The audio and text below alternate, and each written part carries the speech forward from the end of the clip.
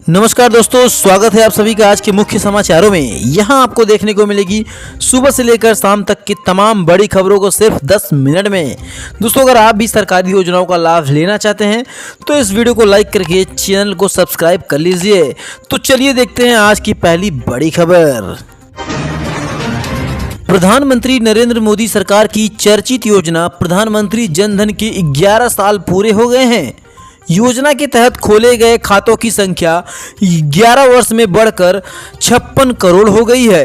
प्रधानमंत्री जन धन योजना के तहत लाभार्थी 10,000 रुपये तक की ओवरड्राफ्ट की सुविधा का लाभ उठा सकते हैं। बता दें कि ओवरड्राफ्ट के तहत अगर आपके खाते में जीरो बैलेंस है फिर भी आप अपने अकाउंट से 10,000 रुपये तक निकाल सकते हैं। प्रधानमंत्री नरेंद्र मोदी और राष्ट्रपति शी जिनपिंग ने हाथ मिलाकर एक दूसरे का स्वागत किया, लेकिन नहीं मिले गले।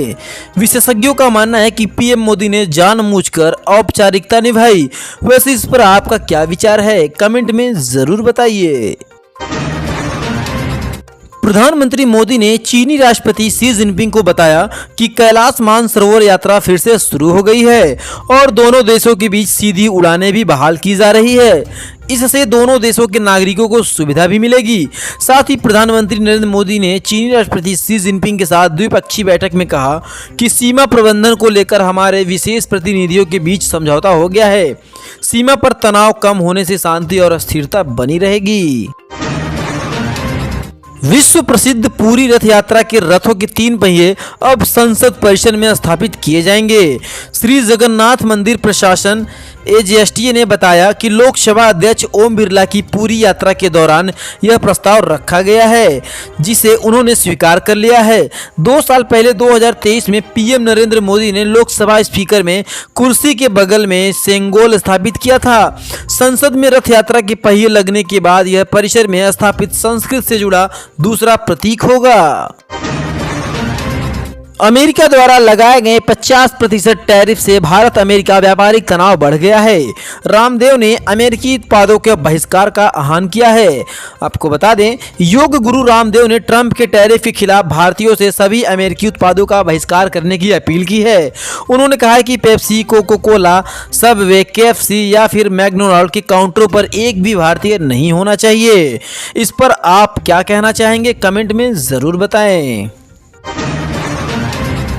पूर्व वित्त सचिव सुभाष गर्ग ने कहा है कि भारत ने अमेरिका के साथ ट्रेड डील पर हाथ पीछे खींच लिए हैं। इतने टैरिफ के साथ कोई व्यापार नहीं करना चाहेगा। गर्ग ने चीन से रिश्ते सुधारने को भी सलाह दी है। क्या भारत को चीन की तरफ देखना चाहिए या नहीं, इस पर अपनी राय जरूर बताइए। झारखंड सरकार ने आर्थिक रूप से कमजोर और श्रमिक वर्ग की महिलाओं को वित्तीय सहयोग देने के लिए जेएमएम सम्मान योजना 2025 की शुरुआत की है। यह योजना खास तौर पर उन महिलाओं के लिए है जो गरीबी रेखा के नीचे जीवन यापन कर रही हैं और जिनके पास अस्थायी आय का साधन नहीं है। यदि आप भी अपनी पत्नी के साथ ज्वाइंट में एफडी प्लान में पैसे निवेश कर रहे हैं तो ये आपके लिए बहुत ही बड़ी खबर हम लेकर आए हैं, क्योंकि सरकार के द्वारा कहा गया है कि जो लोग किसी दूसरे व्यक्ति के साथ एफडी प्लान में पैसा निवेश करते हैं और वह टैक्स का भुगतान अगर नहीं करते हैं तो उनके घर भी इनकम टैक्स का नोटिस आ सकता है। 7 साल बाद चीन पहुंचे पीएम मोदी ने आज राष्ट्रपति शी जिनपिंग से मुलाकात की। दोनों के बीच 50 मिनट बातचीत हुई। इसमें मोदी ने आतंकवाद का भी मुद्दा उठाया। रिपोर्ट्स के मुताबिक मोदी ने आतंकवाद को वैश्विक मुद्दा बताया और इसके खिलाफ लड़ाई में साथ देने की मांग भी की। मोदी जी ने यह भी कहा है कि भारत और चीन के बीच सहयोग से 2.8 अरब लोगों को फायदा होगा और यह पूरी मानवता के कल्याण का रास्ता खोलेगा।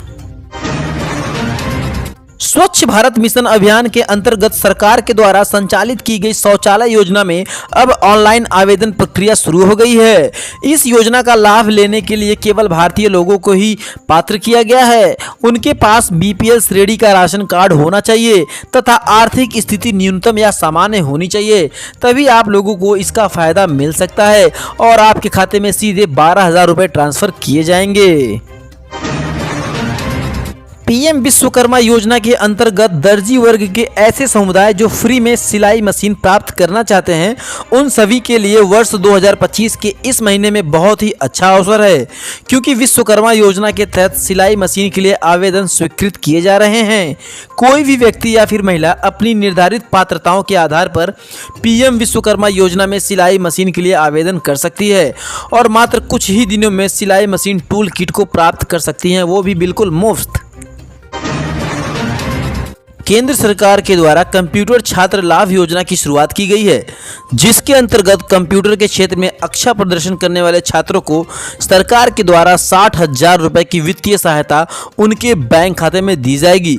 अगर आप भी इस योजना का लाभ लेना चाहते हैं तो कंप्यूटर लाभ योजना 2025 की आवेदन करने के लिए आवेदन का भारत के नागरिक हो, जिनकी आयु 16 से 30 वर्ष के बीच होनी चाहिए। इसके अलावा उम्मीदवार ने मान्यता प्राप्त संस्थान से computer basic data entry tally DCA जैसे कोर्स किए हो।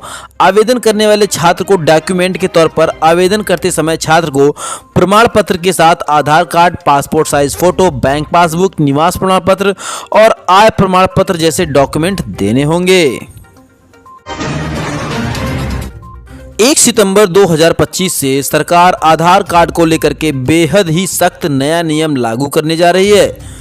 अगर आपने अब तक अपना आधार कार्ड अपडेट नहीं कराया है तो समझिए कि मुश्किल आपके सिर पर आ चुकी है। UIDAI ने साफ कर दिया है कि सभी नागरिकों को अपनी आधार जानकारी समय पर अपडेट करानी होगी, नहीं तो उन्हें 1,000 रुपये तक का जुर्माना भुगतना पड़ सकता है। यह नियम हर उस व्यक्ति पर लागू होगा जिसका आधार 10 साल से अधिक पुराना है या जिसकी जानकारी में कोई त्रुटि है। यदि आपने अब तक अपने आधार में मोबाइल नंबर, पता, जन्म तिथि या नाम में सुधार नहीं करवाया है तो अब समय है सावधान होने का। महिला एवं बाल विकास के द्वारा देश के सभी राज्यों में आंगनवाड़ी केंद्रों का संचालन किया जा रहा है, जिसमें लाखों की संख्या में महिला कर्मचारियों के लिए कार्यरत करवाया गया है। आंगनवाड़ी केंद्रों में मुख्य रूप से महिला सुपरवाइजर कार्यकर्ता, सहायिका, आशा कार्यकर्ता। अगर आपके लिए जानकारी नहीं है तो बता दें कि गुजरात राज्य में आंगनवाड़ी में सहायक के पद पर कार्यरत महिलाओं के लिए वर्तमान में मासिक रूप से 5500 रुपये तक का वेतन उपलब्ध करवाया जाता था। इसके अलावा कार्यकर्ता के पदों पर नियुक्त महिलाओं के लिए यह वेतनमान अब 10,000 रुपये तक सीमित था और इसे बढ़ाकर और भी कर दिया गया है।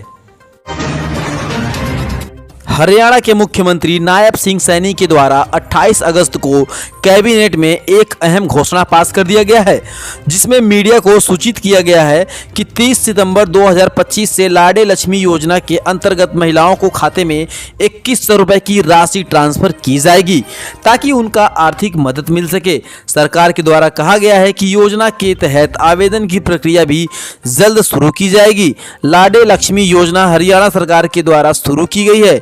आपको बता दें यह एक बहुत ही महत्वपूर्ण योजना है, जिसके अंतर्गत राज्य के 13 साल से कम उम्र की लड़कियां, शादीशुदा महिलाएं जिनकी आर्थिक स्थिति काफी खराब है, उनको योजना के तहत 2100 रुपये प्रति महीने दिए जाएंगे, जिससे उनको आर्थिक सहायता मिल पाएगी।